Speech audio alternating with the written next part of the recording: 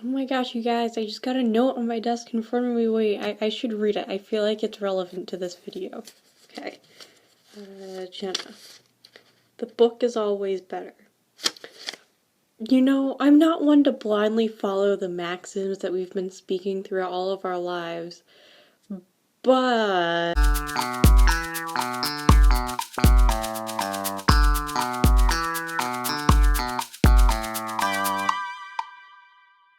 Hello! I'm Jenna, and you're watching another WWM Productions video, and today I'm doing exactly what the title says, no plot twists here. I am comparing To All the Boys I've Loved Before, the book and the movie.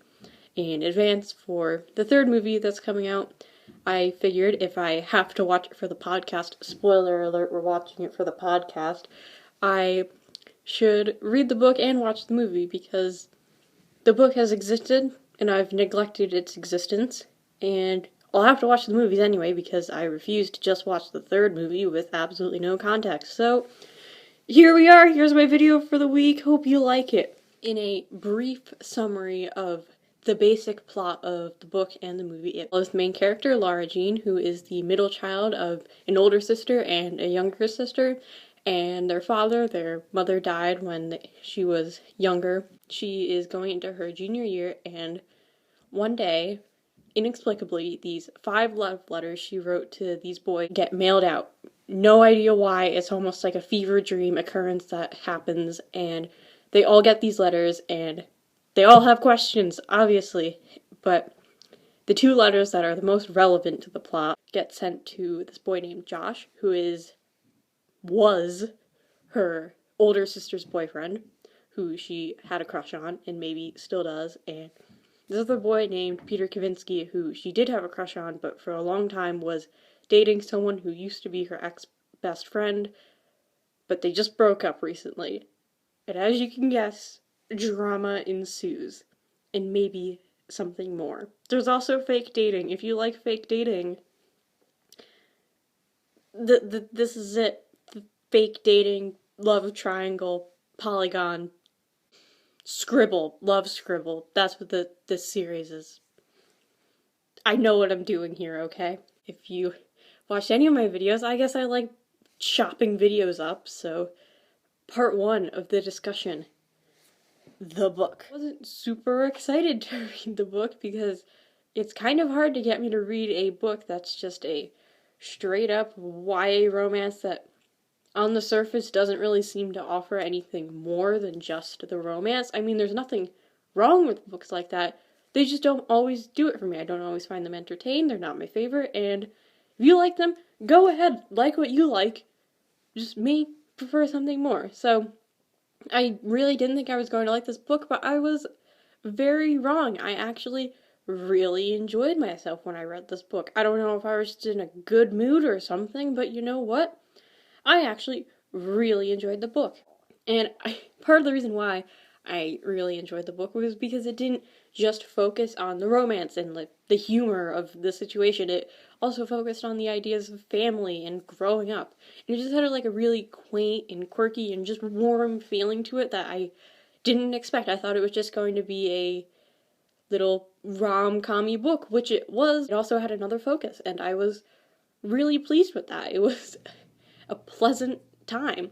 And really, I was just charmed by the book. The main character, Lara Jean, is really charming, and I loved being inside of her head. She had funny thoughts. The things going on around her were also hilarious, and she also just had nice insights that were realistic to a high schooler, but also just nice to read. And the story itself, too, was really charming, even with the fake dating and love shapes, even though those aren't 2 of my most favorite tropes. I think the author, Jenny Han, did a really great job of implementing them for her purposes, and yeah, they served a purpose to the plot. They weren't just there for, like, fan service or just to be, like, really cheesy or over the top, which are fine, they just don't do it for me, but this book used them really well, and I was really happy with that, and I just had a good time. Like, the writing was really good. Jenny Han did a really great job just writing this book. I liked all of the characters, and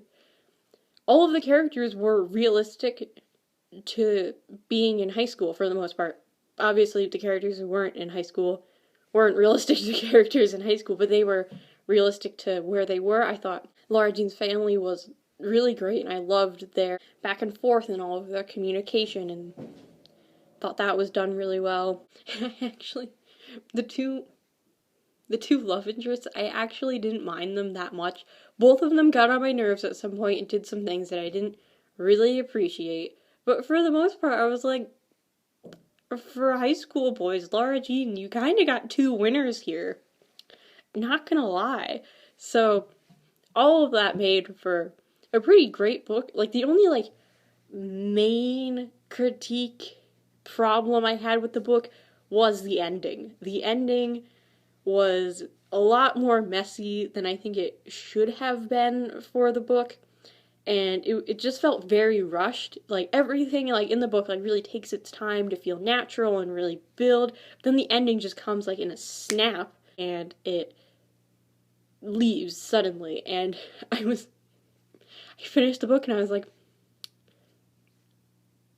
okay. Didn't really feel like a resolution to me. Like, things were resolved, I guess, but then it kind of just ended and you didn't really get anything out of it, and just things happened, the end happens, and then it's done. And I know that there are 2 more books, I haven't read them yet, but the ending just bothered me with the turn that the ending took. It felt like it was like a really forced conflict, but then if you were going to put that conflict into it, you would think it would be resolved in a much better way, and it really wasn't. There were some things about the ending that I did really enjoy, but for the most part, I just wish that the ending had lingered just a little bit longer to feel a bit more like a conclusion than just a, okay, we're done here, folks. And part number 2 is the movie. The movie, I was also not very sure if I would like, and my thoughts were pretty much in the middle.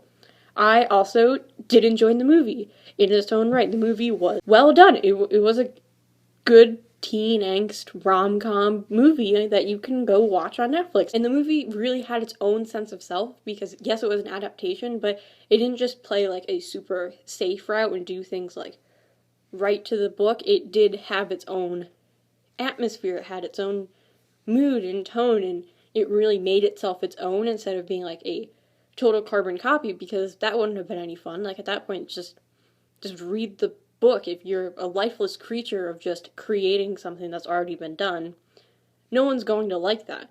And in this movie, it had its own sense of self, with the sets and the storytelling choices and the score. It all came together to create something that was very distinctly a movie that was its own thing, and I deeply appreciated that, because Haitians can really miss the mark sometimes with what they're trying to do, and they do something that a book easily could have done in its own right. When you're making something, you want to make a movie that can only be made as a movie, and I feel like this movie did a good job of being its own individual. And even saying that, the humor really worked. It was still charming, and it also used the element of film really well, and because the concept is like a little like absurd, like all these boys get these love letters and now the main character has to deal with the consequences of that, but it's high school. Like, the movie did do a good job of like being funny without being like over dramatic or like overkill or being like annoying. It's the worst when a comedy is just annoying and trying to be funny and it thinks it's funny and it's not, it's annoying. I thought it did a really good job of that. So the com in this rom-com, thumbs up.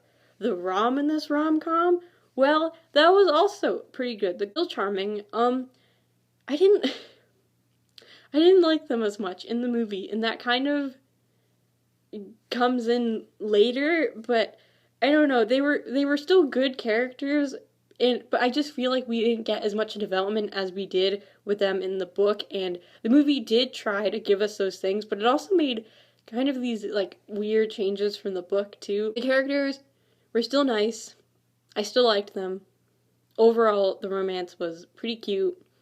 Fake dating was still pretty outrageous and funny, but characters probably could have been a little more fleshed out. I know that when you're making a movie, especially when you're making an adaptation, you have to figure out, like, okay, what can we do that's absolutely necessary to the core of this story?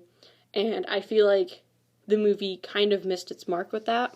And the people acting out the characters, they did a good job. The focus on the romance, though, was kind of almost what killed this movie, because I get that that's the angle they chose to take the story of, like, okay, we're going to dig into the romance a bit more, but you kind of run into the problem that, like, this is also supposed to be a high school romance, and in the book it was messy, because of course it's going to be messy. You send 5 very personal love letters to 5 boys, none of which you actually really, like, considered actually dating. So things are obviously going to get messy, and I feel like this movie didn't do, like, a great job of that beyond the comedic effect it could do, and some of the things felt a little off.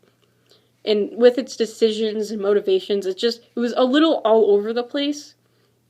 Not so much that, like, the movie, like, was horrible and, like, the romance is, like, unbearable, but just some things just didn't feel right, or something would be introduced with some of the characters, but then it would never really feel fully resolved.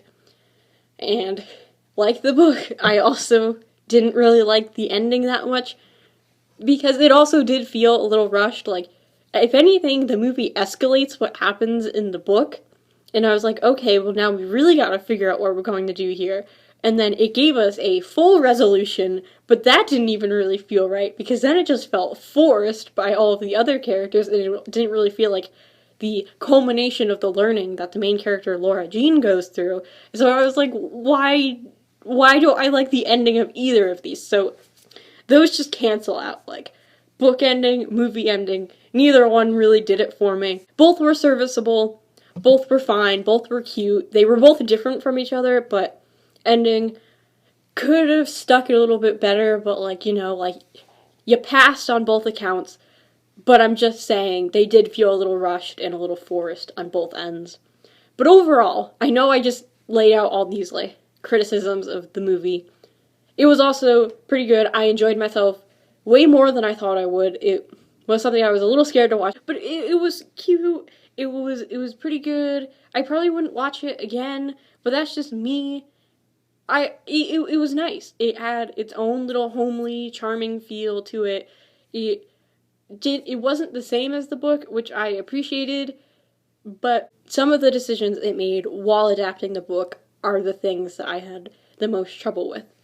However, I also know that the book doesn't always matter when it comes to the movie. So, in its own right, To All the Boys I Loved Before, the movie was pretty good. So if I subtract anything I knew from the book, and then I watched this movie, I probably would have really enjoyed it. However, this is a comparison video, not a review video. So, unfortunately, it's time for part 3, comparing and contrasting. In my humble YouTube opinion, the movie did Laura dirty, and that's almost essentially a fact. Because the movie had such a strong focus on the romance side of the story that it also focused on the parts of Laura Jean that were more focused on the romance too. And Laura Jean is a very, like, dreamy girl. She's always fantasizing about different things, and the movie really focused on that, which, I mean, makes sense, and it is a part of her character, but it's not the only part of her character, and that kind of affected the story it was telling too, because this focus, while maybe necessary for the adaptation because you can only have so many focuses in a movie, it really meant that the part of the story that I fell in love with got left behind. And I know that sounds petty, but there is a reason for it. Because the book is a lot about, yes, it's the romance, but it's messy, and it focuses on Laura Jean growing up and learning things about herself, and closure on this younger part of her that fell in love with all these boys, even if she knew that she didn't really love them. She kind of just loved that future, and for a time she was in love with them. But writing the letters and then receiving them again and reading back and realizing that she was no longer that person, she was older, that was her closure.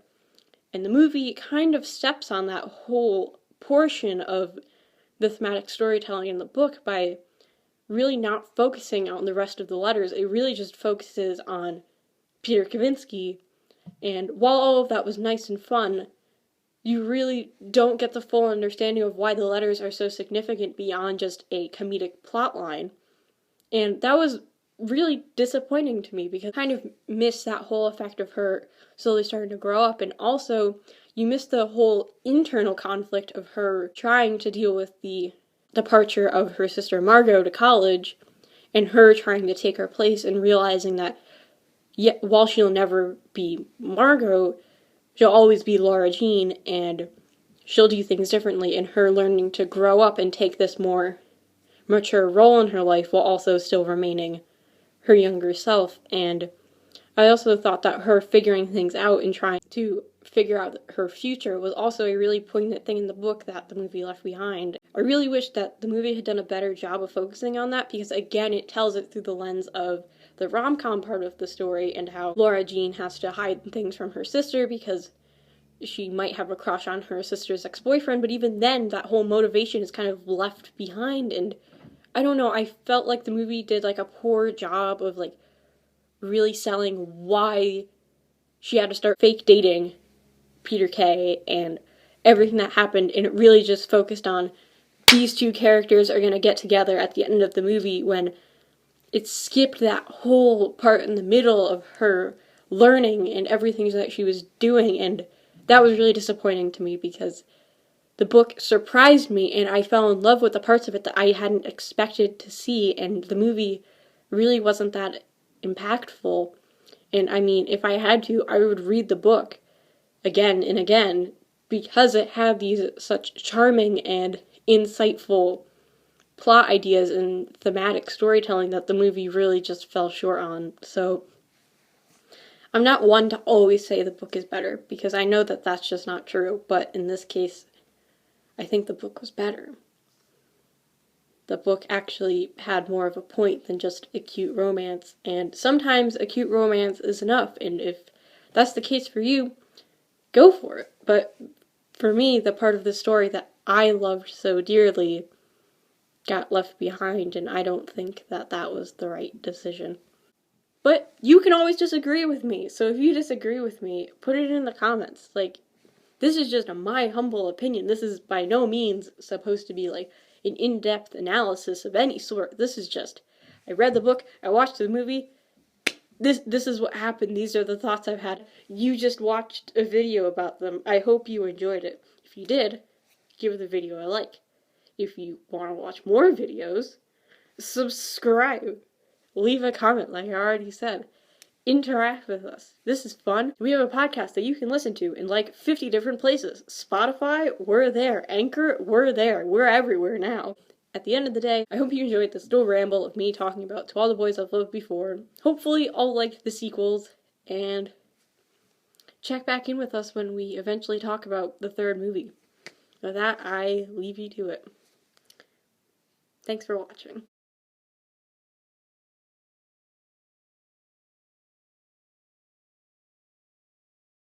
Hey, don't judge me, okay?